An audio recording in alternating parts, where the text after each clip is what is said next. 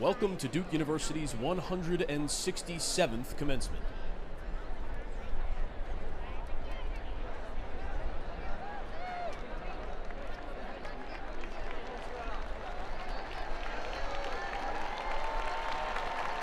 Welcome to Duke University's 167th Commencement.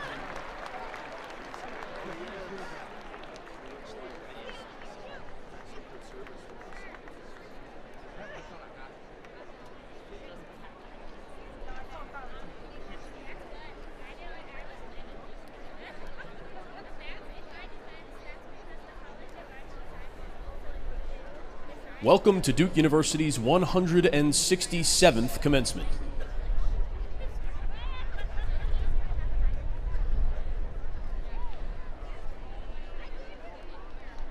Please direct your attention to the end of the field and welcome the Duke University class of 2019.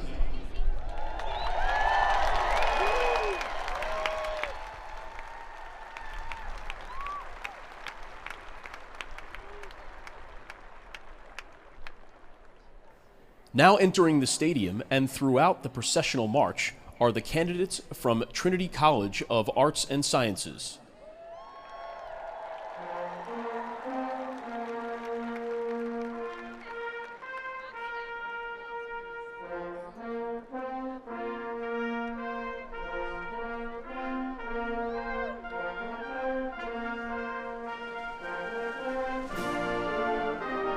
Entering now are the candidates from the Pratt School of Engineering.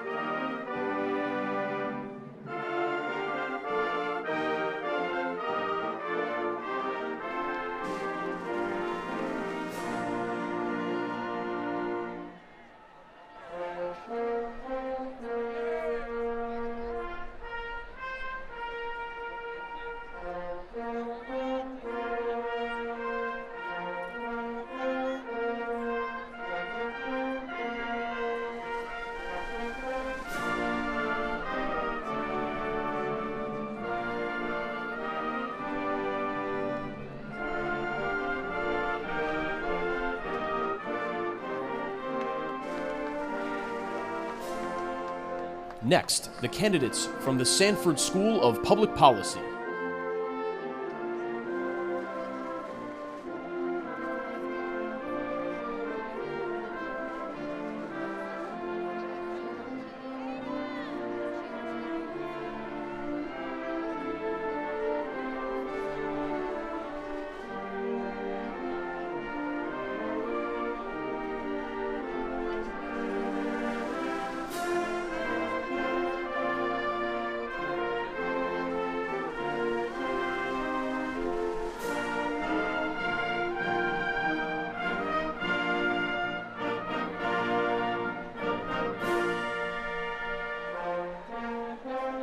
Now, the candidates from the Nicholas School of the Environment.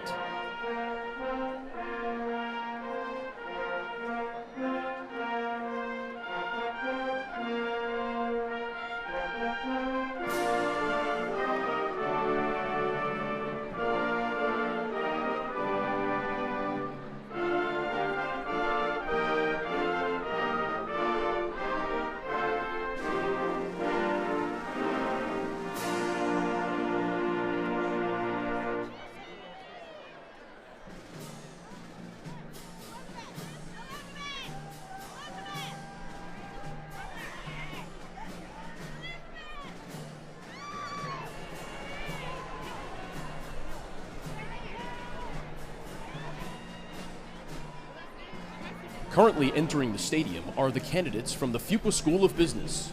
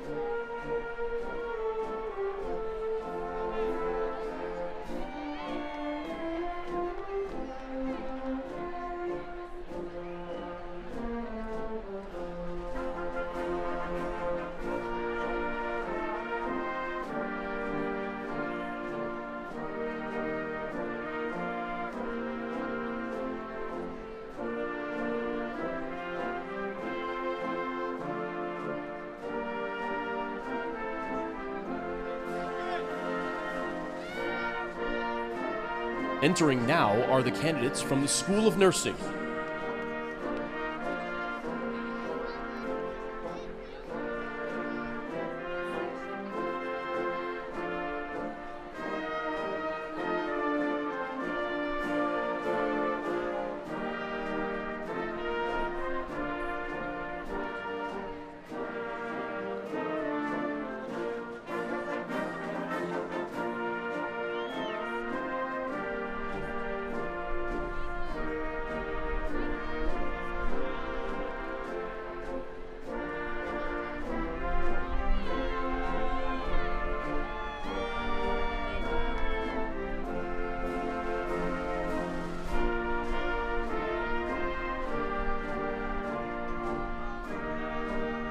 Welcome the candidates from the Divinity School.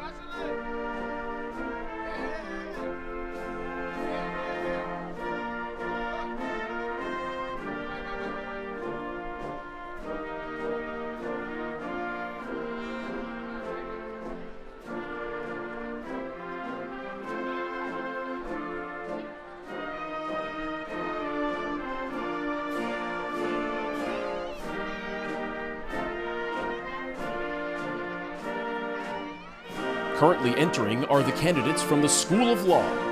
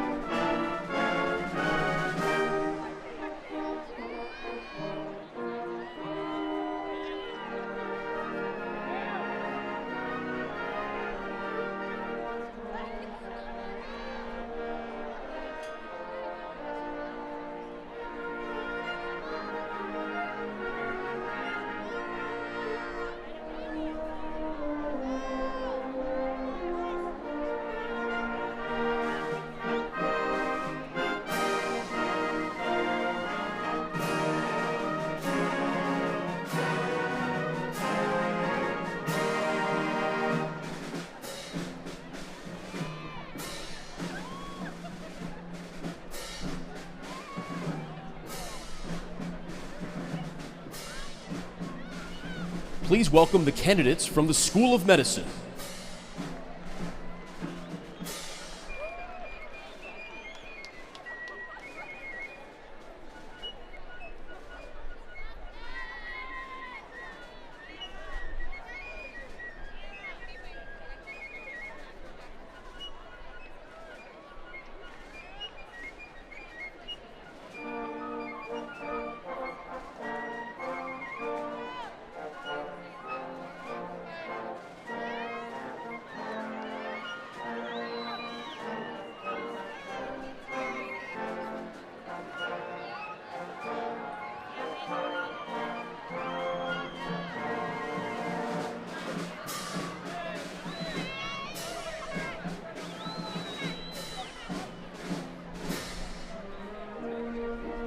Now entering are the candidates from the graduate school.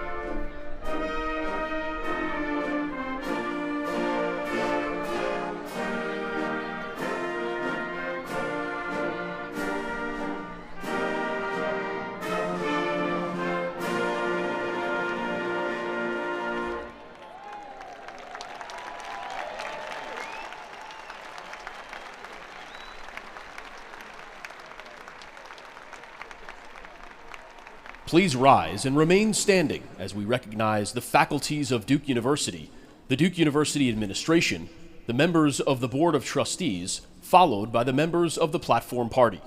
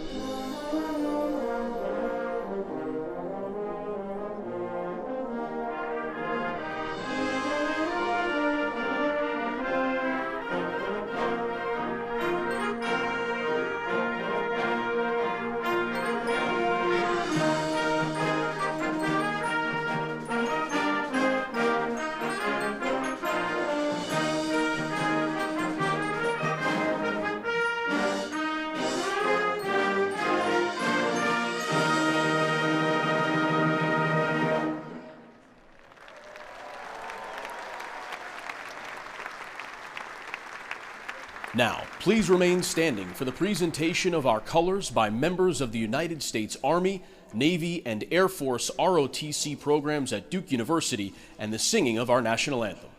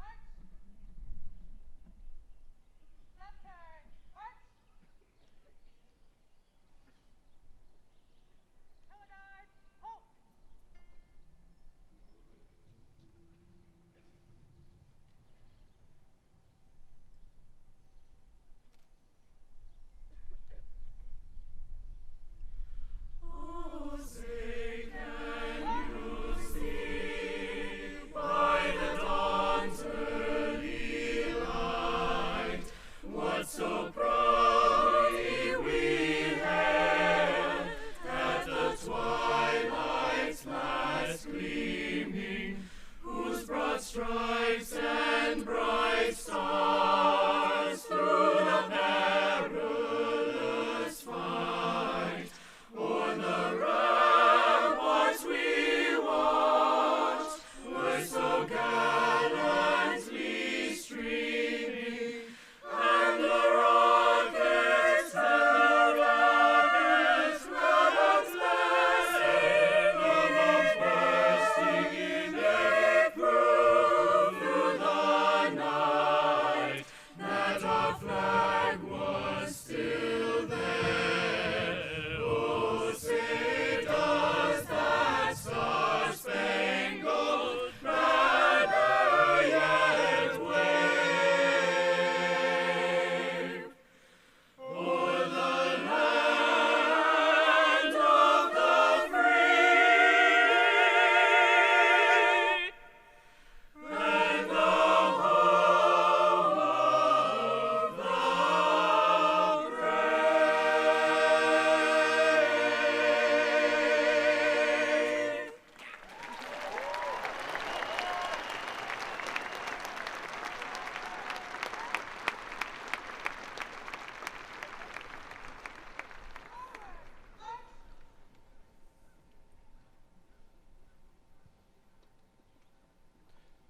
Let us pray.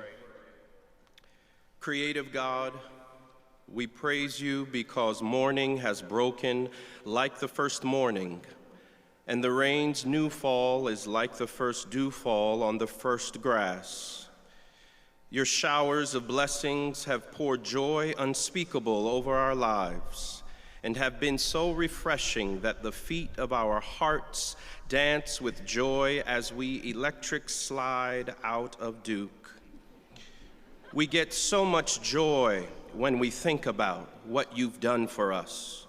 So we give a litany of thanksgiving under the rejuvenating canopy of your amazing love. We give thanks that we have fought the good fight and have finished this Blue Devil race, even as we are surprised by some of those who actually crossed the finish line with us. We give thanks for those who started the race but could not finish it. We give thanks for the ups and downs, the wins and losses, the privileges and pains experienced during this educational marathon, and for the flowing tears and joyful cheers that moved us in this academic race.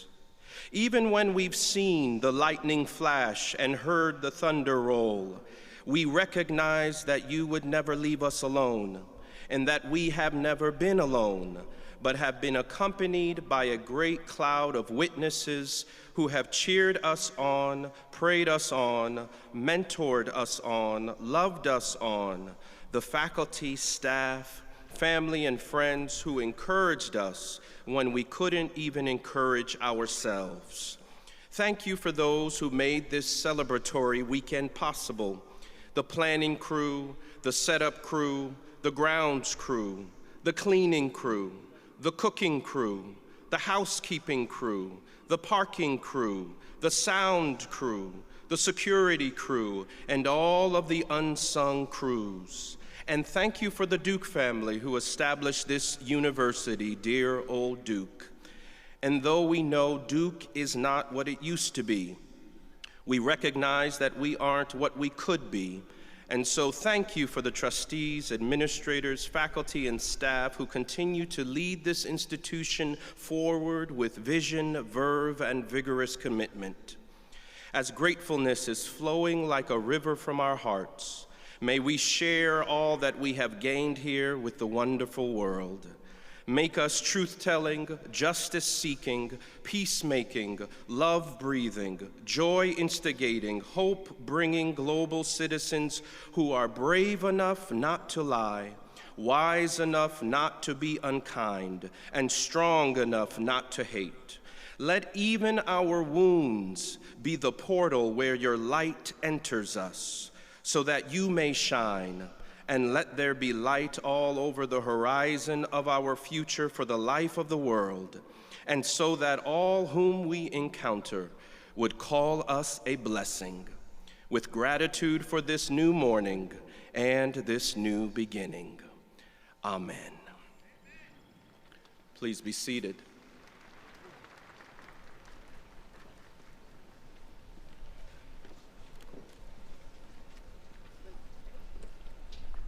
Good morning. To the great class of 2019, congratulations.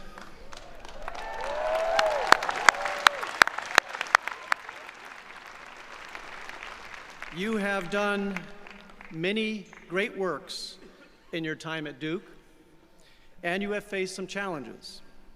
You've seen a couple of snowstorms, even some hurricane winds, and you've come through looking beautiful today. It's been an unusually wet spring here in Durham, bringing us a billowing pollen release like something I've never seen. Indeed, enough to have made national news. But for now, and being in Wallace Wade Stadium, I'm hesitant to spike the ball on the 2-yard line, but the skies seem to be giving you a break for your graduation.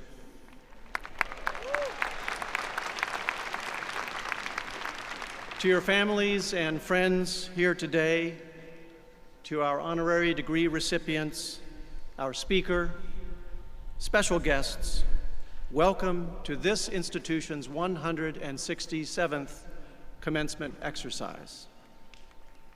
We're here today for two purposes. The first is to celebrate the many accomplishments of this exceptional group of graduates who have left an indelible mark on this university through the discoveries you've made and the communities you've served. The second is to renew our commitment to Duke's abiding values of scholarship, leadership, and ethics, which you have embodied throughout your time here. And well, actually, we're here for three purposes. As today is Mother's Day, I invite you to give a thunderous applause to all of the moms in this audience.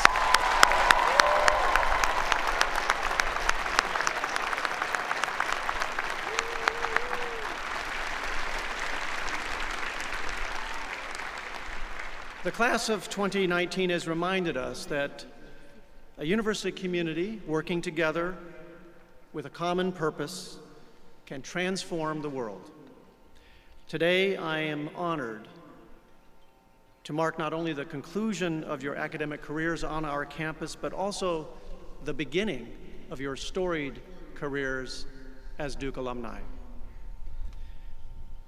At Duke, we have a long tradition of beginning the commencement exercises with a student voice. Each spring, a panel of Duke students, faculty, and staff selects a member of the graduating class to be our student speaker. And this year, in a very competitive process, the panel selected Leah Rosen, who is graduating today from Trinity College. A native of Aurora, Colorado, Leah is an exemplar of Duke's commitment to interdisciplinary approaches to solving the world's most pressing challenges.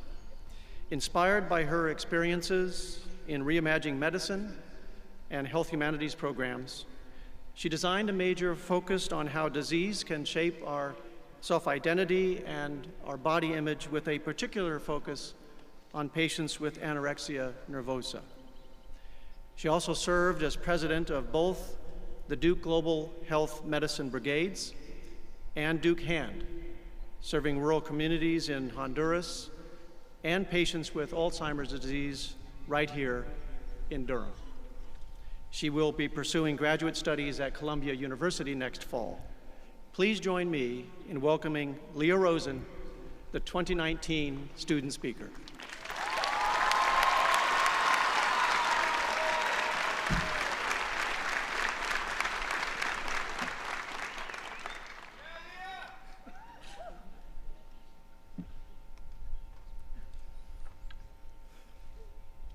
What do you want to be when you grow up? We've all been asked this question, and as children, we'd often respond with ambitious, somewhat fantastical answers. I would reply confidently, a princess, of course, while my twin brother would say something like, duh, LeBron James. But with time and perhaps a better sense of reality, our responses to this same question changed, becoming more realistic and less abstract. And I imagine if I were to ask all of you today this same question, you'd probably respond with one of the standard Duke answers, telling me how you got your dream job at a top company in finance or consulting. Or by explaining that what you're doing next year isn't your dream job, but hey, it pays the bills. Or you may even say that you have absolutely no idea what you're doing next year, and despite what your parents might say, that's perfectly fine too. But did you notice that none of these responses actually answered the question I was asking? Because what do you want to be is not the same question as what do you want to do. Being versus doing.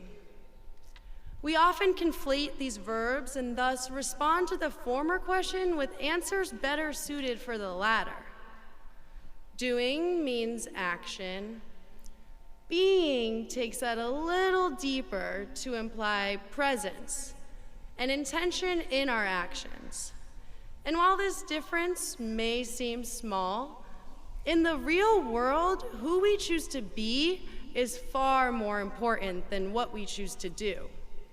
And whichever careers we choose to pursue, we'll face deadlines, pressure, exhaustion.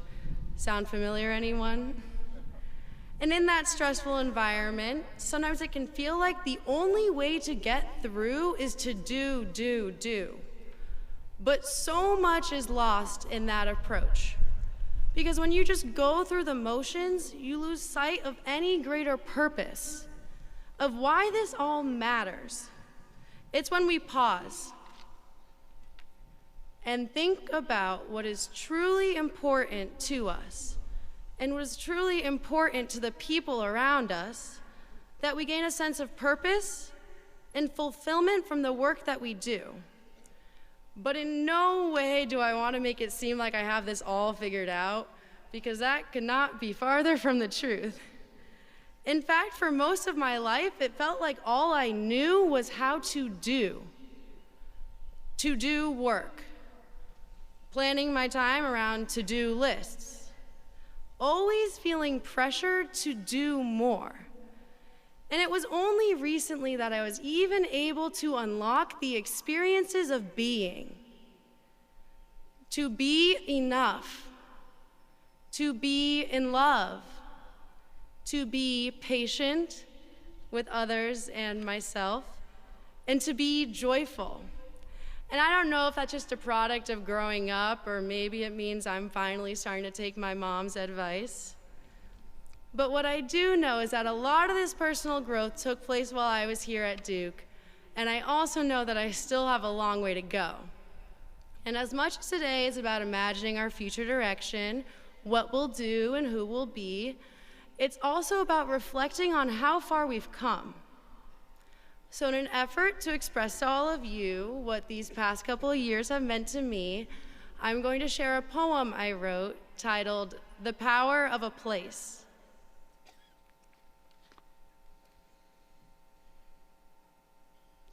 When I was 17 years old, I swore I didn't have a dream school. Some people believed me, and others just thought I was playing it cool. So to not get too high of expectations for standing out in a sea of overqualified applications. But I couldn't convince myself, too, that I wasn't in love with Duke. And what to this day continues to blow me away is that I fell in love with Duke before meeting any of you. But now when I think of what I'll miss, aside from the chapel and third-floor Perkins Bridge, it's all of you at the top of my list. The professors who have turned into friends and the friends who have turned to family, you are the ones who have made Duke so special to me, and through our lasting connections, I hope it'll feel like we never had to leave. But today is the day, and although we'd like to stay, I can confidently state, in the classic Duke way, we are over-prepared for whatever comes after today. For the past couple of years, you have learned and lived with peers who, like you, will continue to stand out. Stand out for how they think, but also how they choose time spent. As we are the only students I know who would willingly sleep in a tent while studying textbooks to their ends for one night in Cameron with our closest 9,000 friends. This, to me, is the Duke difference: to find balance in one's life and activities while still tending to academic duties. And it's what you've all taught me, that to be happy, I need to let myself be a little more free, to pursue knowledge adamantly, seek experience of diversity, and treat others compassionately. This is why I continue to love Duke, and it is the reason I cherish all of you. You understand being and doing as separate entities, and I've crafted that into your identities. You can feel it in the air, the way we care about our work, but also who it affects, rather than just which boxes it checks. And that's what matters for us now in the years after, that what we do aligns with who we want to be and the future that we want to see. And for that, now just between you and me, I think we're at one of the best places to be. The place that taught me success does not come without trying, and graduation does not come without crying. The place that taught me life is too special to be spent stressed, how to get through yet another chemistry test, and most importantly, that our blue is best. So if I could travel back through time and space, I'd tell my 17-year-old self the power of this place.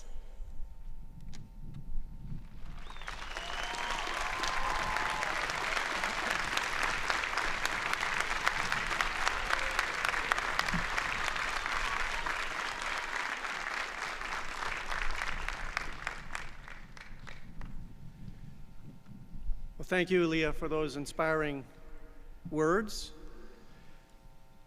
I am now pleased to call to the podium the chair of the Duke University Board of Trustees, Jack Bovender.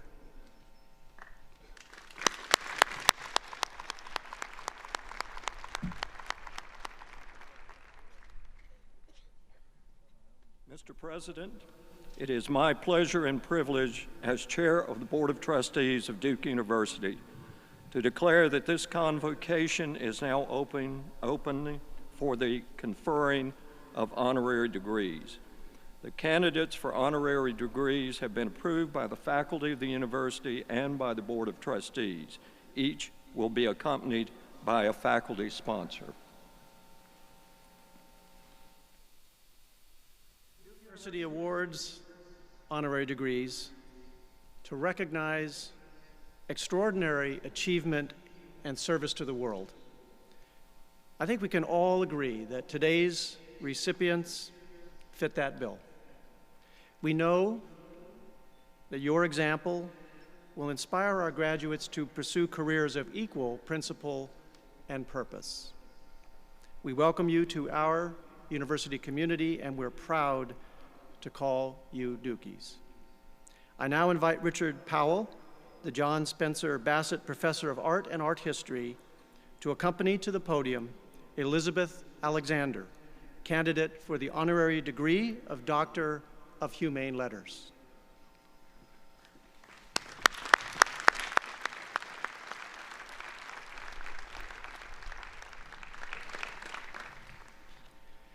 We begin today with a poet and scholar who has made significant contributions to literature and the humanities. Elizabeth Alexander is president of the Andrew W. Mellon Foundation, where she is a prominent advocate for cultural inclusion and the humanities. A distinguished poet and memoirist, she has twice been a finalist for the Pulitzer Prize for poetry with the book American Sublime, and biography for her memoir, The Light of the World.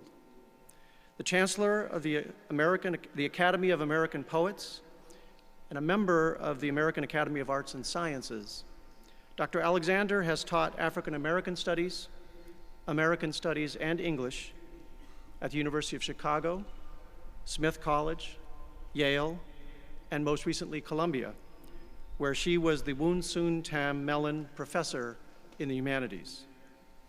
Dr. Alexander has spent much of her career focused on social justice and vulnerable communities.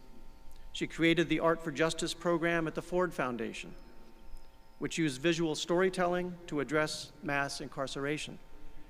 In 2009, she read one of her poems at the inauguration of President Barack Obama.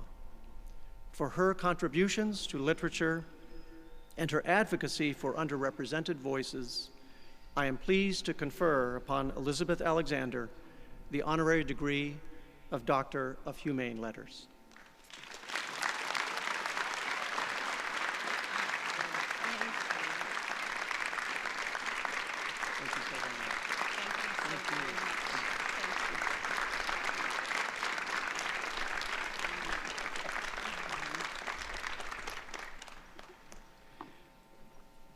I now invite Andrew Janiak, Professor and Chair of the Department of Philosophy, to accompany to the podium Kwame Anthony Appiah, candidate for the honorary degree of Doctor of Humane Letters.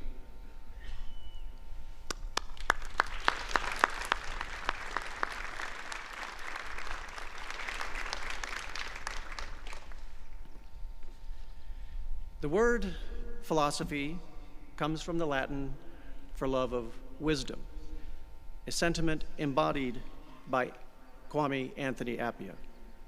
Dr. Appiah is a renowned expert on ethics, globalization, politics, and identity, one of our foremost public intellectuals.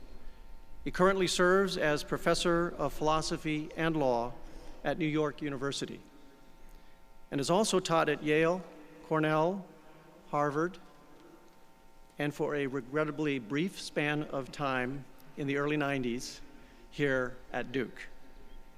He is a past president of the Modern Language Association and chair of the American Council of Learned Societies, and he is a member of the American Academy of Arts and Sciences.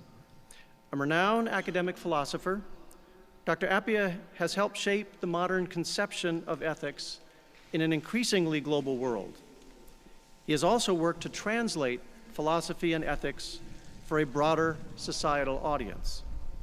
He writes the ethicist column in the New York Times Magazine, which engages readers in ethical quandaries of everyday life, and has published popular books on identity and cosmopolitanism. President Obama awarded him the National Humanities Medal in 2012. For his contributions to philosophy and ethics, I am pleased to confer upon Kwame Anthony Appiah the honorary degree of Doctor of Humane Letters.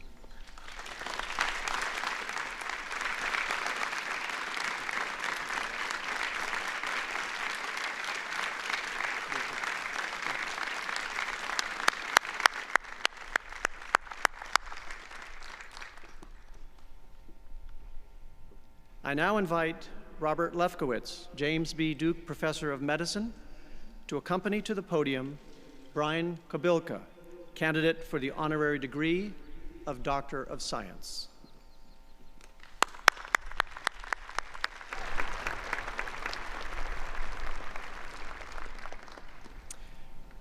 A member of the National Academy of Sciences and the Helene Irwin Fagan Chair of Cardiology and Professor of Molecular and Cellular Physiology at Stanford, Brian Kobilka has throughout his career been at the vanguard of our understanding of membrane protein structure and function, particularly G-protein coupled receptors. His discovery of the gene sequence for the beta-adrenaline receptor has contributed to the development of many widely used drugs, including beta blockers for heart disease, antihistamines for inflammatory disease, psychiatric therapies, and treatments for ulcers. I'm very proud to report that he began this work while pursuing a fellowship at Duke, working alongside Bob Lefkowitz, his longtime collaborator and sponsor today. For their groundbreaking discoveries, they were jointly awarded the Nobel Prize in Chemistry in 2012. Today, we make good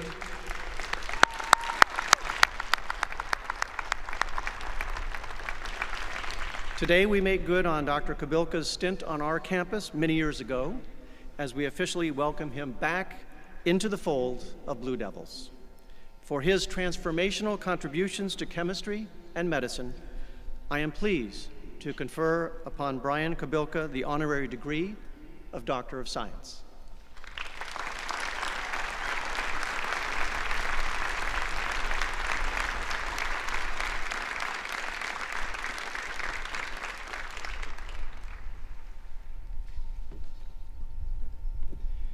I now invite Ingrid Dobeshay, James B. Duke Professor of Mathematics and Electrical and Computer Engineering, to accompany to the podium Caroline Series, candidate for the honorary degree of Doctor of Science.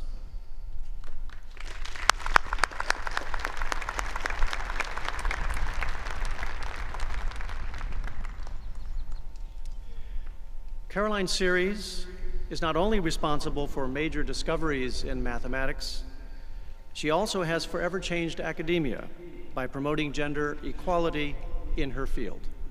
Over the course of her 4 decades as professor of mathematics at the University of Warwick, Dr. Series has earned a reputation as one of the foremost mathematicians in the world, making transformational contributions to the study of hyperbolic geometry and dynamical systems. She has also won great acclaim for using beautiful imagery to bring her cutting-edge research to a broader audience through her book, Indra's Pearls. Dr. Series currently serves as president of the London Mathematical Society, is a fellow of the Royal Society and the American Mathematical Society, and previously led the mathematical section of the British Science Association. In 1992, she became the first woman in the United Kingdom to hold a chaired professorship of mathematics.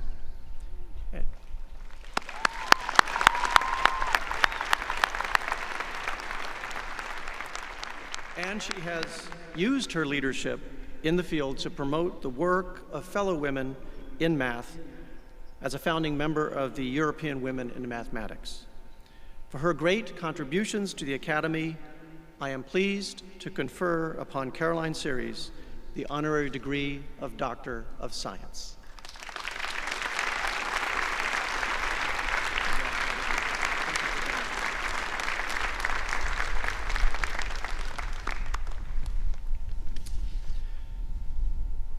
Duke has a long history of commencement speakers who demonstrate a commitment to confronting the most intractable issues in society.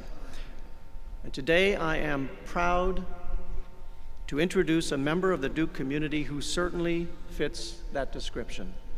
Lisa Borders, class of 1979, and a member of the Duke University Board of Trustees.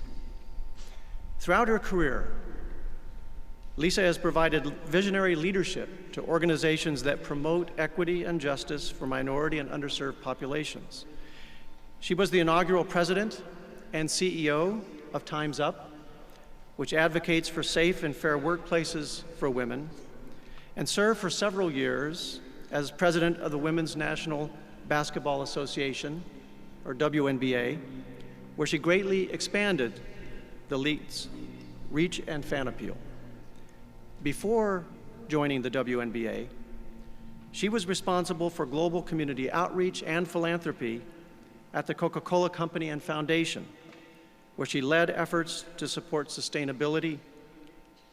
And between 2004 and 2010, she held elected office as president of the City Council and vice mayor of her hometown of Atlanta, where she championed social justice and good governance.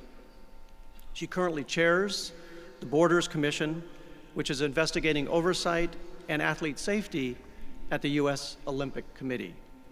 Please join me in welcoming an exemplary alumna and my good friend, Lisa Borders, back to Duke as our 2019 commencement speaker.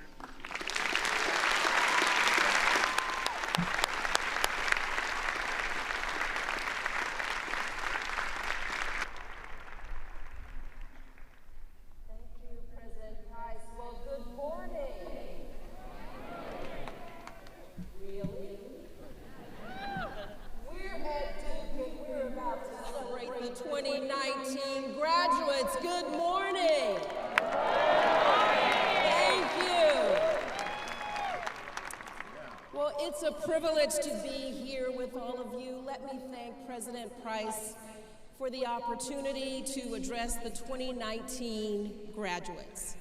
It's certainly a privilege and my great pleasure.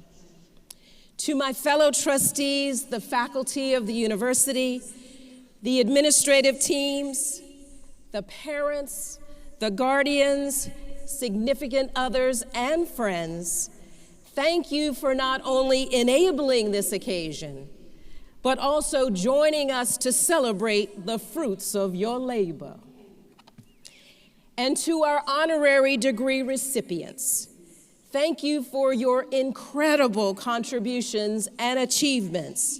There's a reason you now hold laudable Blue Devil status. Give them some love, y'all.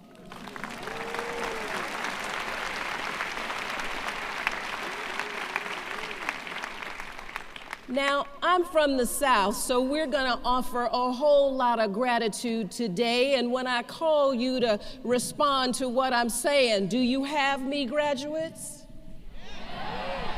I love it. I love it. So most importantly, let me start with gratitude for the graduates. Thank you for the work that you have put in and the contributions that you have made to Duke. We are absolutely thrilled that you had, and I quote, the courage to start, the strength to endure, and the resolve to finish. Somebody say amen. And because of that, you are about to be awarded all the rights and privileges of minted Blue Devils. So congratulations to you. I'm gonna give you some love.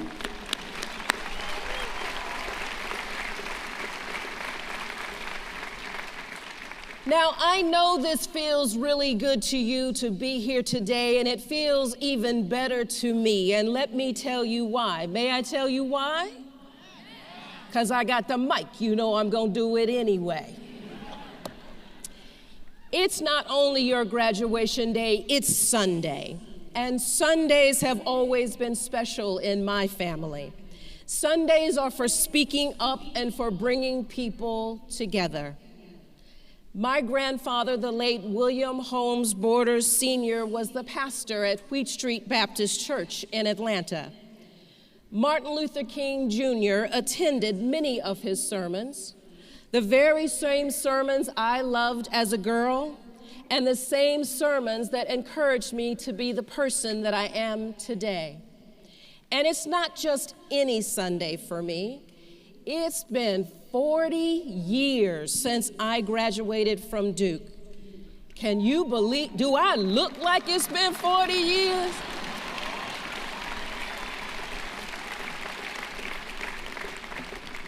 So, because it's such a really special day, what I thought I would do is commemorate this day. Will you indulge me with a selfie? Come on now, will you indulge me? Okay, here we go. You ready? Let me start with section 1 over here. You ready, section 1? Oh, wait, okay. Love it. Section 2. Thank you. All right, let me get over here and get section 3. Y'all ready? Let's do this. Let's do this thing. And then section 4, last but certainly not least.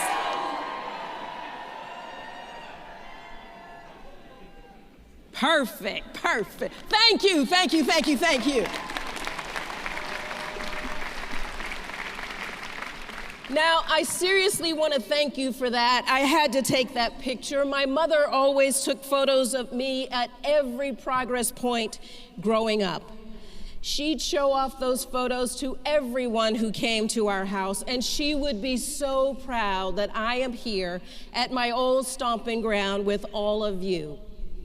So now, graduates, it's certainly your day, but President Price already reminded us it's Mother's Day, but you know, women never get enough love. Never. So the one day we have here to offer a deserved salute to those who bore us biologically and those who stood in as surrogates for many of our needs and wants deserve some more love. I want all the graduates to stand up and give their mothers and their surrogate mothers some love.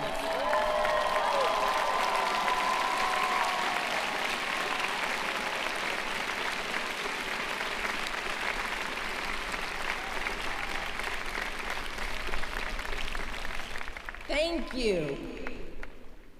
Now, this is my first Mother's Day without my own mother, who I lost last August. And while she's not here physically, I can still hear her voice when I reach a significant milestone or face what appears to be an insurmountable obstacle. And if she were here today, I know exactly what she would say to you. In response to your achievement, it would no doubt be crisp and compelling, a show of support. You did it. And she would offer you a huge smile and an even bigger hug. But she would also keep it real, like she always did with me. She would tell you that your future, like any of ours, is going to be hard work. I can hear her say, "Lisa, listen to me and hear me clearly. Adversity is like the agitator in the washing machine. It beats the heck out of the clothes, but they're clean when they come out." My mother was right, because you will encounter difficult times in your life requiring tough decisions and time-sensitive responses. My first taste of adversity came in 1969 when I helped to integrate a private school in my home city of Atlanta. I was one of a handful of African American students, student of color number 8, who passed the entrance exam and was admitted to attend. Now, while passing the exam was the technical requirement for admission and acceptance, it was not the path to acceptance from my peers. In fact, from 7th grade to 12th grade, I endured being called the N-word at least once a day. It was tough to get through a single day, let alone come back and repeat the entire process all over again. I can recall that I told my mother I didn't want to go to school there anymore. The challenges were just too much. And she would repeat the washing machine adage to me more times than I can count. But what that experience taught me wasn't just that she was right, that adversity is a certainty, but the only person's behavior that you can govern is your own. And just as importantly, what doesn't kill you really does make you stronger. I'm still standing. Somebody say amen.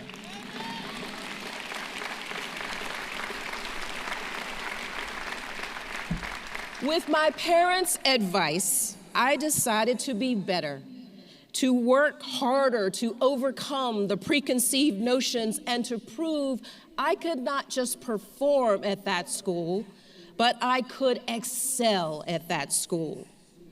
And while my efforts may have been lost on my classmates, they were not lost on the admissions office here at Duke University.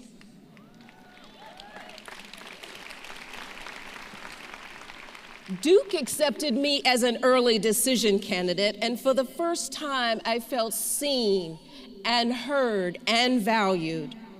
One of the finest universities in the nation was willing to bet on me. I was and I remain eternally grateful for the opportunity to attend and graduate in the Trinity class of 1979. My Duke degree and our Blue Devil family have opened more doors than I could have imagined and stood in support when I needed it the most. Graduates, today we still find ourselves in the same morass of exclusion and intolerance I experienced all those years ago. The high degree of acrimony is unyielding and discouraging. But I want to make sure you hear this. Discouragement does not have to be debilitating. If anything, discouragement should drive you to open your own doors and design your own future. And just remember, when you open those doors, there will be people on the other side. Some of them will be cheerleaders, and some of them will be critics. The challenges you face on your uphill climb will often come with an audience, because the reality is this: adversity doesn't happen always in private. I know this all too well. As I said, my grandfather was a pastor for 50+ years, leading the civil rights movement and marches, desegregating the public transit system, and helping the first African-American policemen secure steady jobs. My father was a physician, one of only 100 Black doctors in Atlanta when he started his practice. And my mother was a civic leader who co-founded a coalition of neighborhoods across segregated communities. Following the tradition of my elders, I pursued a role in public service as president of the city council, and you heard that I served for 6 years. As the leader of the legislative branch of municipal government, I learned all the mechanics and the operations of the city. And when it was time for my next step, I threw my hat in the ring and ran for mayor. I entered as the front runner with the highest name recognition. I raised a ton of money. I knocked on tens of thousands of doors. That said, there were issues along the way. My parents became ill. My father with the ravages of diabetes and 2 amputated legs, and my mother diagnosed with the early onset of dementia. And I decided I needed to withdraw from the race to look after them. But my father, he wasn't having it. He told me I needed to step up, that I should return to the race and try to get elected and give back to the city that had given us so much. But by then, my campaign's momentum was gone. I lost the race, and I was absolutely devastated. Every question you can possibly imagine went through my head. Had the people of Atlanta forgotten me? Had they forgotten all the work that I had done? Did they lose faith in me? Were they disappointed? After 3 days of self-pity, my perspective changed. I realized there were more ways to serve my fellow citizens and my city than just being in elective office. But the lesson became crystal clear several roles into the future.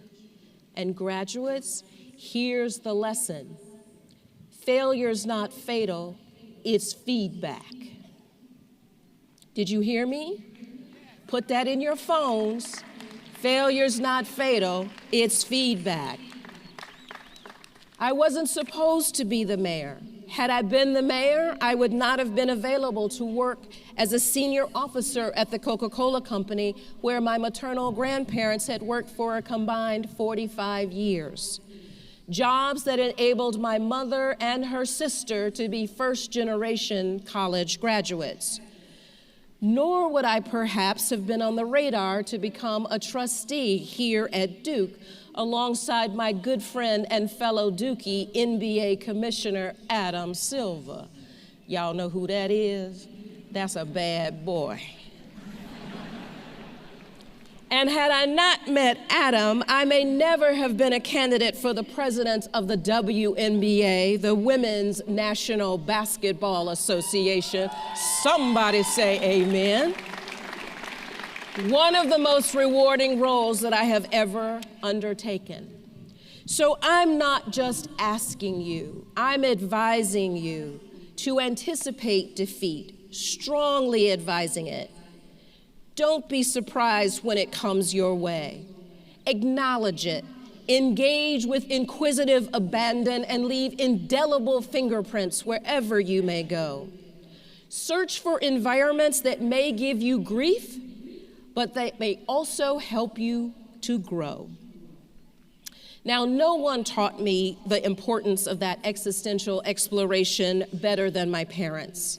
And it was my father who showed me that, in fact, it is in discomfort that we find our most defining moments. My dad became a doctor because he knew the circumstances were not the same for everybody, that some people were not as fortunate as our family was, and as he put it, he wanted to eliminate dis-ease. Are you with me, graduates? Dis-ease. That's exactly how he said it to me. When I was a little girl, I would go on house calls with him. The patients all knew and loved him, and I saw how much he prided himself on being a caretaker, someone who did his very best to reverse the compromised positions of his patients, to put their mind and bodies at ease. But there was one house call I remember in particular. It seared in the back of my brain as if it happened yesterday. His diabetic patient was having a hypoglycemic attack. He told me to get the orange juice.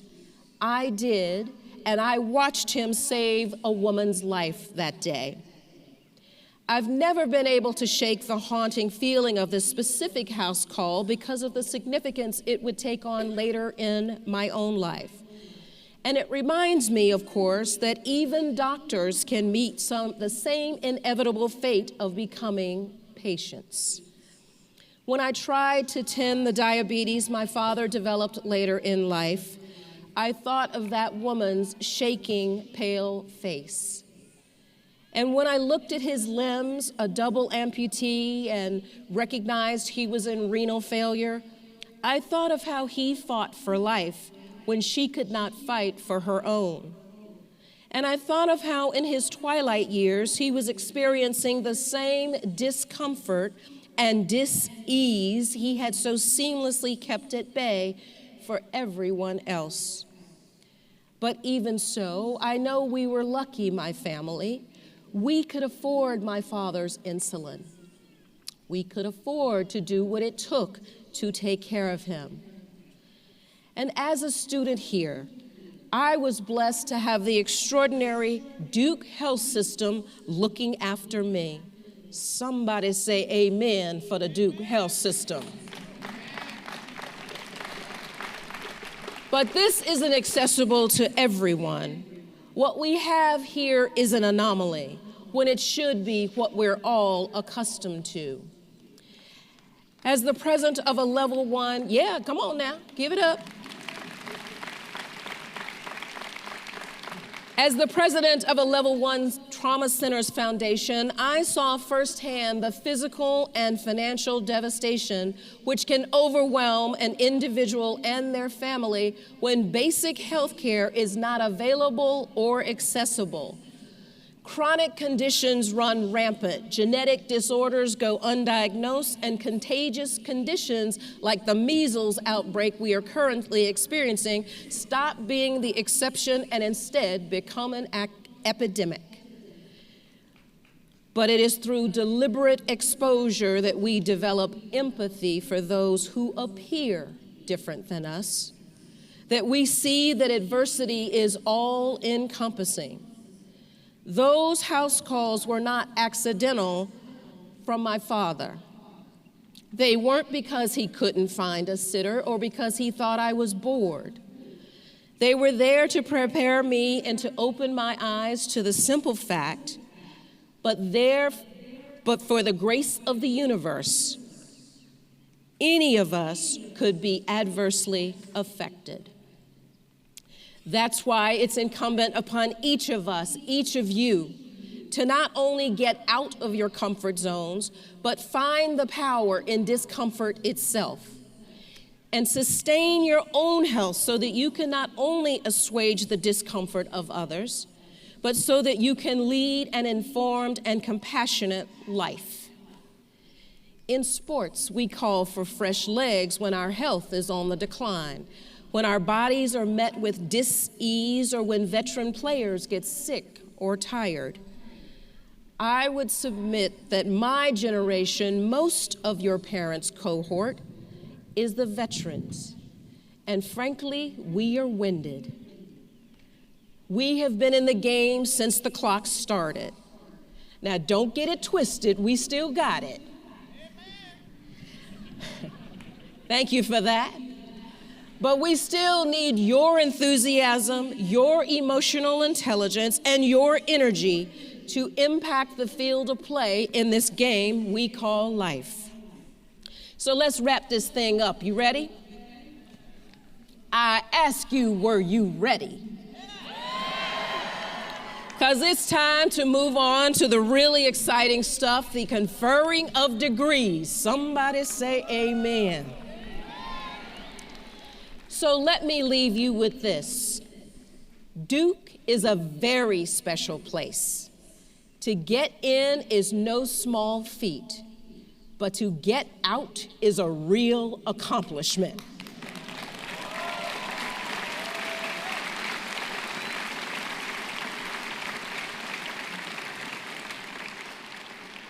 Every one of you graduates is to be commended for your hard work and effort to this point. From our youngest grad at 20 years old to our most seasoned grad at 72. Somebody say amen. You are all awesome, and we are truly proud to welcome you into the Duke family. You have earned the endorsement of those who have come before you, and we expect that you will honor the legacy of improving the world by your contributions in years to come.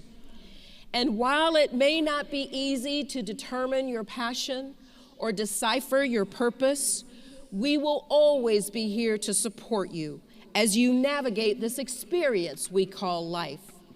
We will always be here not just to tell you, but to show you that the only way around adversity is not around it at all. It is straight through it. So expect adversity, invite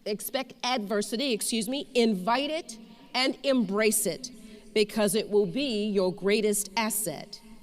It will help you be a better human being. It will teach you the same thing my mother taught me, that no matter how bad you feel, that even at your lowest point, you got this. Because Dukies, hear me clearly, graduates, Dukies are like titanium. We might be dented on all sides, but we are never crushed.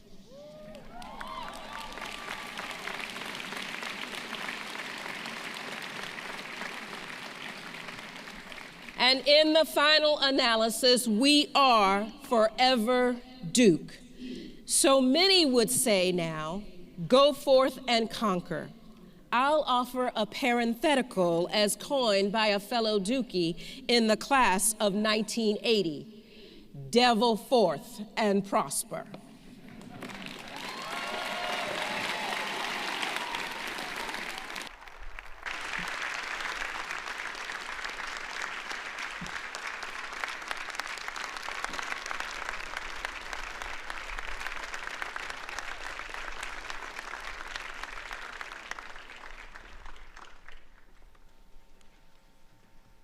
Well, thank you, Lisa, for those inspiring words. I'll take up that call for fresh legs, but based on my recent basketball experience, I'm prone to ankle sprains. And now, the moment you've been waiting for, the conferral of your earned degrees.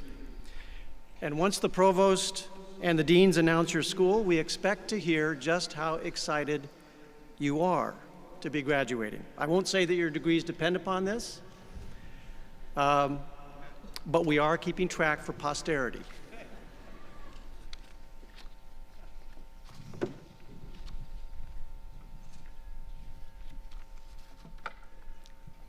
Mr. President, as Chief Academic Officer of the University, I have the honor of declaring the convocation now opened for the awarding of earned degrees. As they are called, I invite the deans of the schools and the college to present the candidates and their degree marshals. I now call upon Paula McLean, Dean of the Graduate School.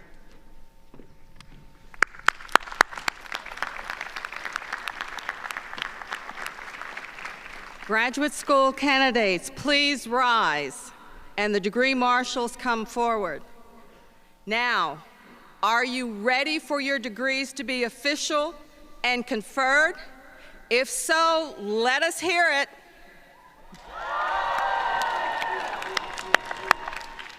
Mr. President, I am honored to present the talented degree candidates of the graduate school. Their names are printed in the program, and the faculty have given their seal of approval that these students have completed all requirements for the Doctor of Philosophy, our highest academic honor, the Masters of Arts, the Masters of Arts in Teaching, the Master of Fine Arts, and the Master of Science.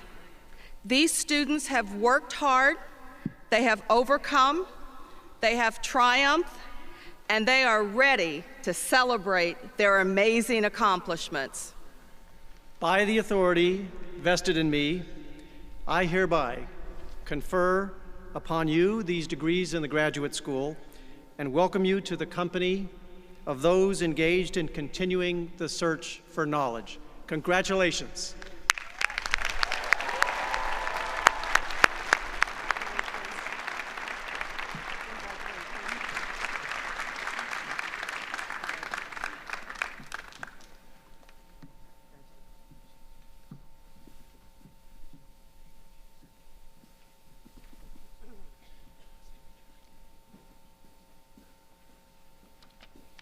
Graduates, please be seated. I now call on Mary Kloppman, Dean of the School of Medicine.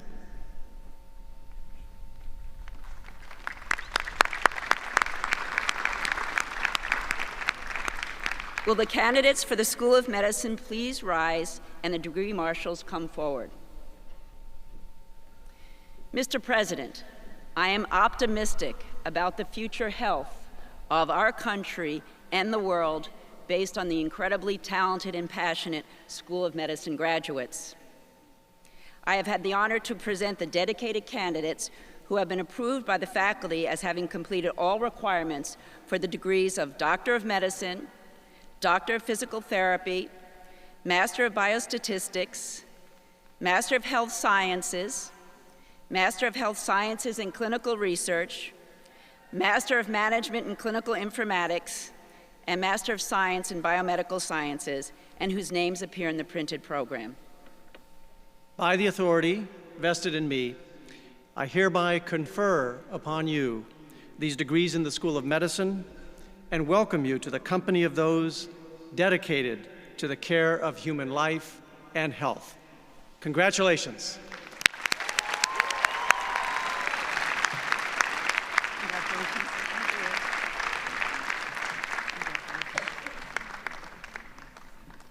Congratulations. Congratulations. Thank you. Congratulations.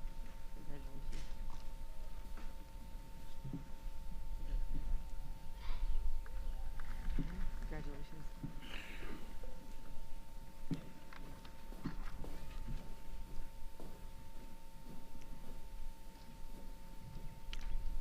Graduates, please be seated. I now call on Carrie Abrams, Dean of the School of Law.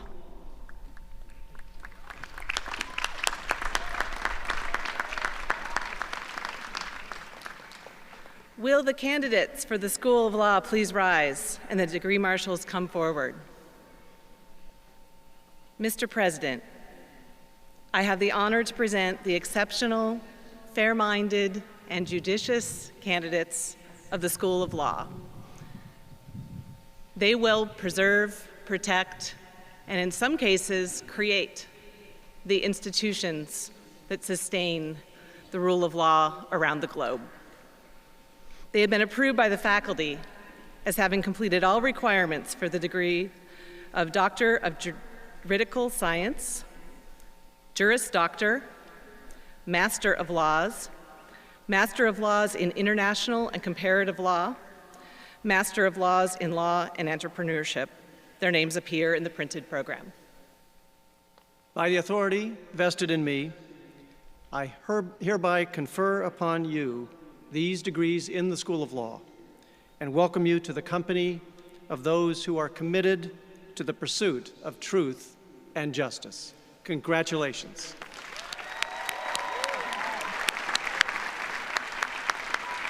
Congratulations. Congratulations.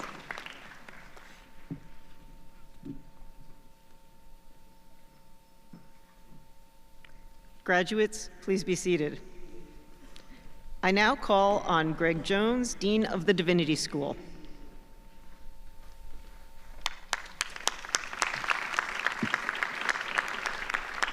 Will the candidates for the Divinity School please rise and the degree marshals come forward? Mr. President, I have the honor to present the spirited, faithful, and committed candidates of the Divinity School, a few of whom who did not have Sunday morning obligations are here with us this morning. They are dedicated to the service of God, to pursuing wisdom, and reweaving the social fabric. They've been approved by the faculty as having completed all requirements for the degrees of Doctor of Ministry, Doctor of Theology, Master of Arts in Christian Practice, Master of Arts in Christian Studies, Master of Divinity, Master of Theological Studies, and Master of Theology, and whose names appear in the printed program. By the authority vested in me, I hereby confer upon you these degrees in the Divinity School and salute you as you embark on vocations in service to your high calling. Congratulations.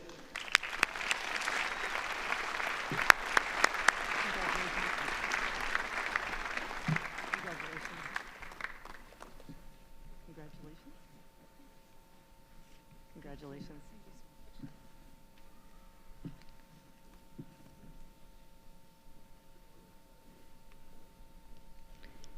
Graduates, please be seated. I now call on Marion Broom, Dean of the School of Nursing.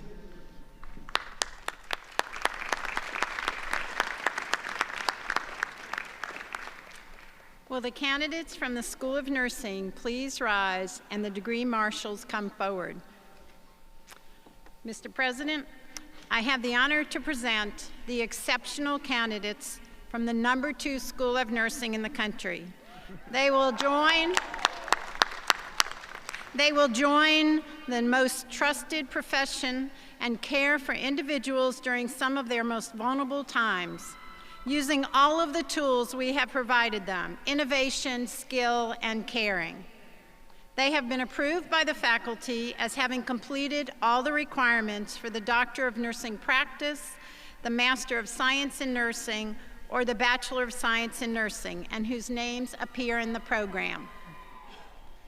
By the authority vested in me, I hereby confer upon you these degrees in the School of Nursing and welcome you to the company of those who apply their knowledge and compassion to provide skillful care. Congratulations.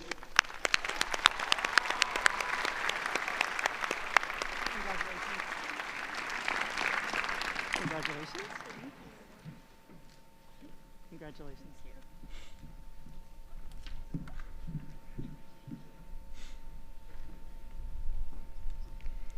Graduates, please be seated. I now call on Bill Bolding, Dean of the Fuqua School of Business.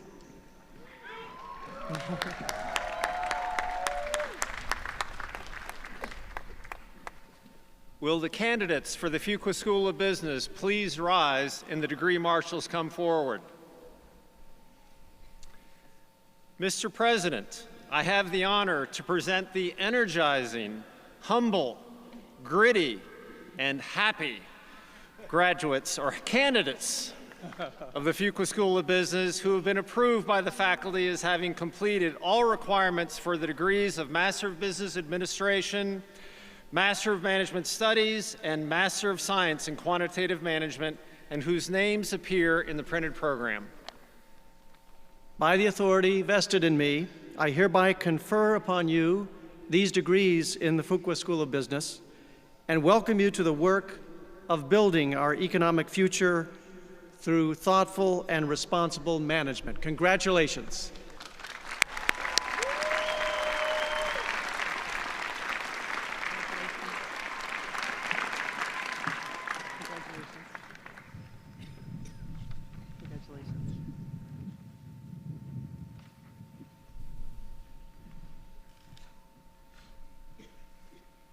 Graduates, please be seated. I now call on Toddy Steelman, Dean of the Nicholas School of the Environment.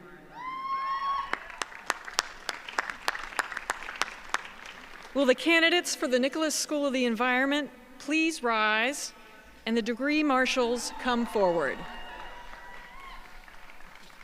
Mr. President, I have the honor to present the ocean protecting, climate safeguarding, biodiversity stewarding, energy conserving, whale tracking, health enhancing, water sustaining candidates of the Nicholas School of the Environment.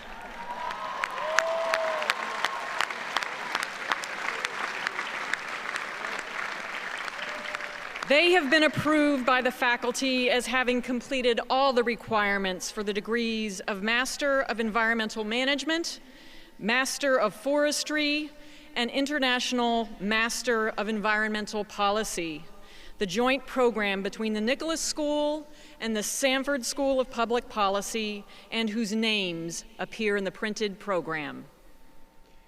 By the authority vested in me, I hereby confer upon you these degrees in the Nicholas School of the Environment and welcome you to the work of understanding and protecting the natural world.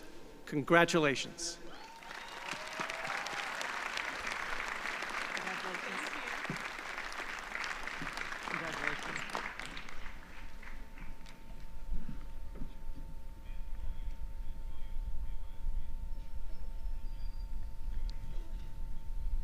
Graduates, please be seated.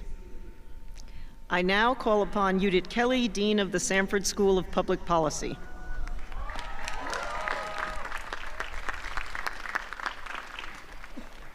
Candidates of the Sanford School of Public Policy and degree marshals, it's your time to stand up.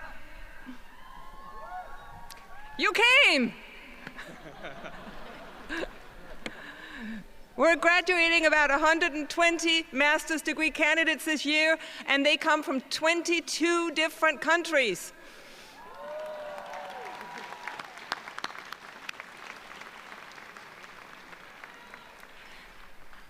They are the most policy-loving, fired up and ready to go candidates. Some of them are so fired up they already went. The faculty have approved of your efforts, and your names have been printed in the program, and you have not only met, you have exceeded the requirements for the candidates of Masters in Public Policy and the Masters in International Development. Congratulations.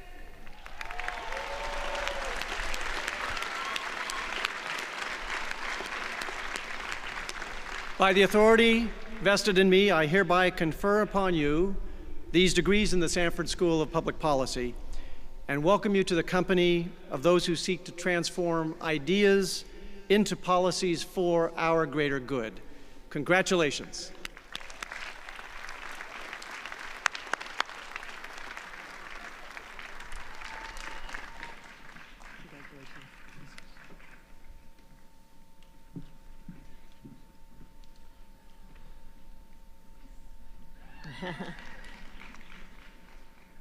Graduates, please be seated. I now call upon Ravi Belmkonda, Dean of the Pratt School of Engineering.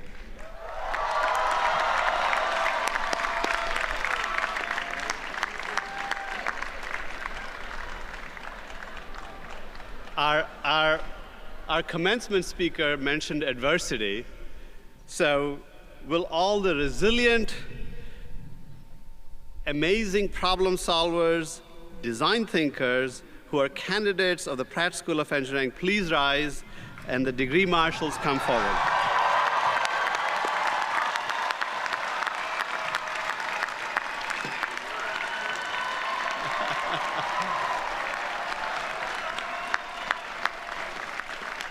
Mr. President, I have the honor to present the most inventive, entrepreneurial, and resilient candidates of the Pratt School of Engineering who have been approved by the faculty as having completed all the requirements for the degrees of Master of Engineering, Master of Engineering Management, and Bachelor of Science in Engineering, and whose names appear in the printed program. By the authority vested in me, I hereby confer upon you these degrees in the Pratt School of Engineering and welcome you as you join those building the future and pioneering new paths for technology. Congratulations.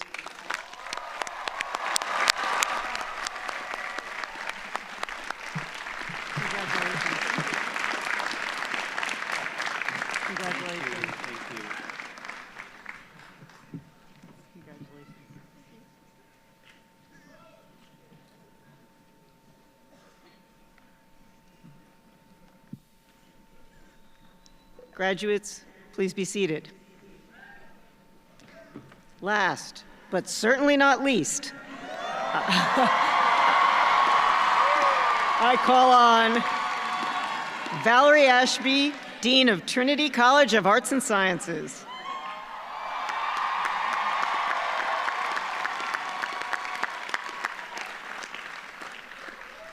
Will the candidates for Trinity College of Arts and Sciences please rise?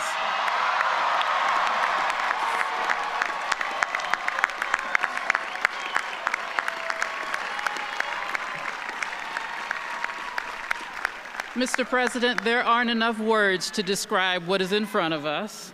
They will be world changers. They are compassionate, they are committed, and they are intellectually capable. These are the candidates for the class of 2019. I am honored to present them to you. They have been approved by the faculty and as having completed all requirements for the degrees of Bachelor of Arts, Bachelor of Science, and their names appear in the printed program. By the authority vested in me, I hereby confer upon you these degrees in the Trinity College of Arts and Sciences and welcome you as you embark on careers to pursue knowledge and serve the world. Congratulations to you.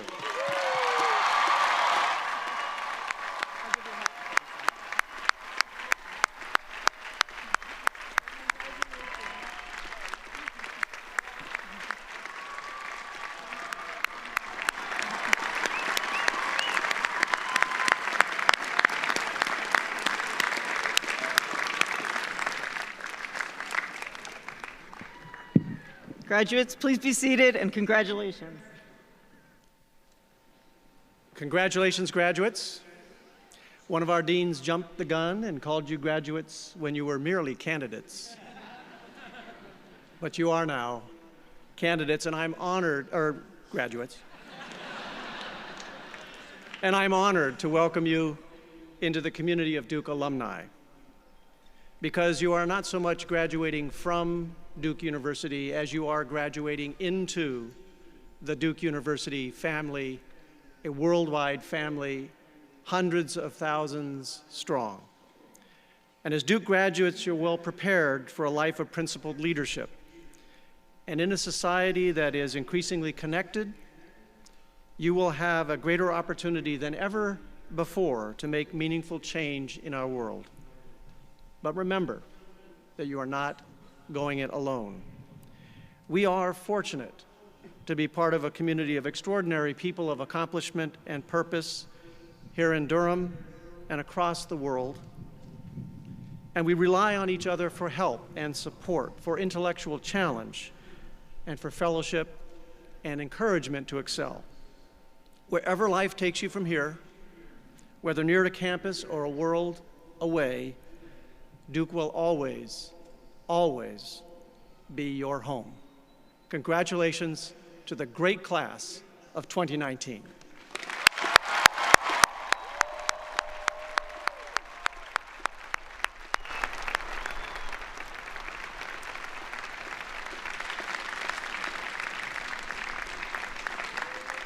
And now, as we close our ceremony, please join me and our student ensemble in singing our alma mater, Dear Old Duke.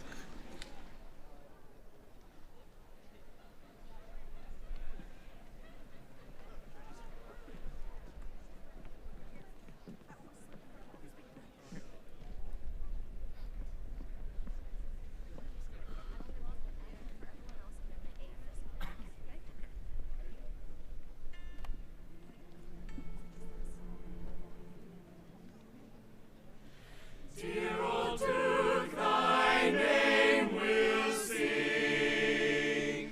To thee our voices raised we'll raise. To thee our anthems ring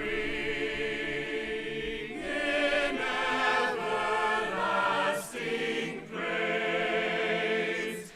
And though on life's broad sea our fates may far us bear, we'll ever turn to thee, our alma mater dear.